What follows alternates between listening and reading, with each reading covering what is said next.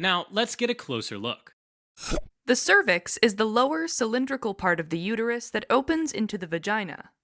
Histologically, the cervix is different from the rest of the uterus and also has a mucosa that doesn't shed during menstruation. The cervical mucosa can be separated into three distinct regions: the endocervix, transformation zone, and ectocervix, which is also called the exocervix. The endocervical mucosa forms the wall of the cervical canal and will have a mucus-secreting simple columnar epithelium.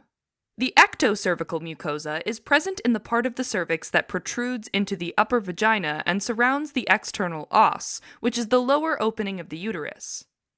This mucosa will have a non-keratinized stratified squamous epithelium that's continuous with the vagina. The transformation zone is the region between the endo and ectocervix. There's an abrupt change from columnar cells to squamous cells within the transformation zone called the squamo-columnar junction.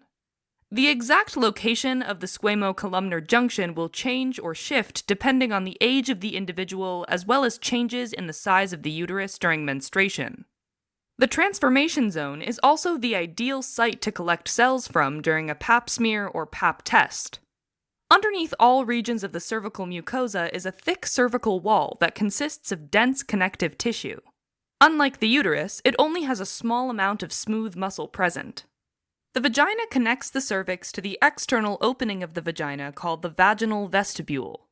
The wall of the vagina doesn't contain glands and is composed of three main layers: the inner mucosa, which is typically about 150 to 200 micrometers in adults, a muscular layer called the muscularis, and an adventitia of connective tissue.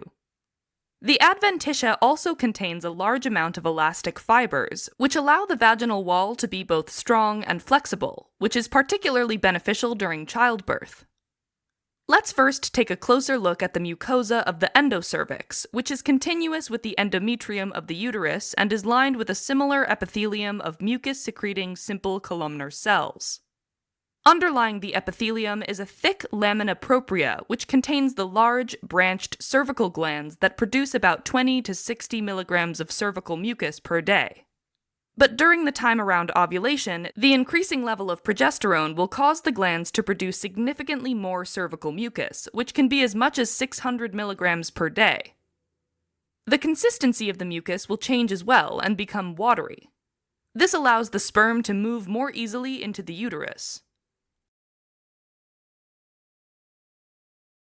At the transformation zone, the simple columnar cells of the endocervical mucosa suddenly change to the stratified squamous cells of the ectocervical mucosa. Pap smears ideally include the transformation zone because cells in this zone are frequently undergoing metaplasia, changing from columnar cells to squamous cells.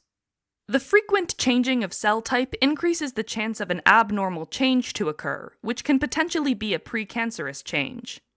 Squamous cell carcinoma is the most common type of cervical cancer and is most often found in the transformation zone. Human papillomavirus, or HPV, is also a predisposing factor for squamous cell carcinoma, particularly the strains HPV-16 and HPV-18.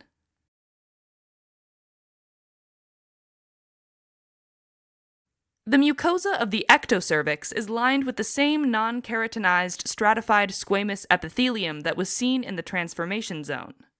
The middle and surface layers of the vaginal epithelium store glycogen, which is released when the epithelial cells are shed or exfoliated.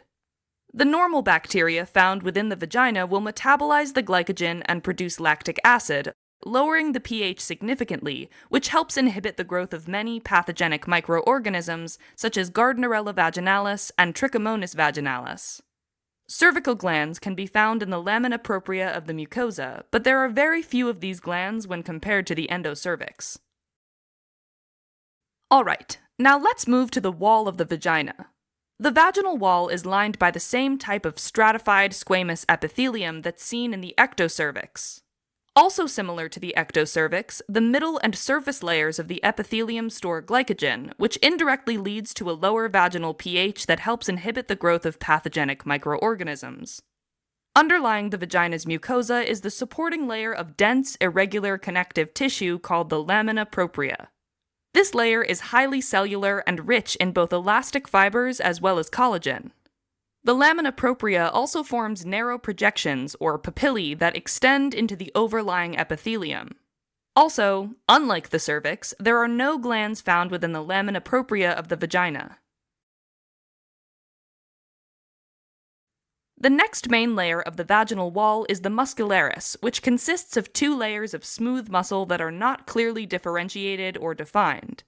The inner layer is arranged circularly around the vaginal canal, and the thicker outer layer is arranged longitudinally. Just outside of the muscularis is the outermost layer of dense and loose connective tissue called the adventitia, but this layer is often not included in histologic images of the vaginal wall.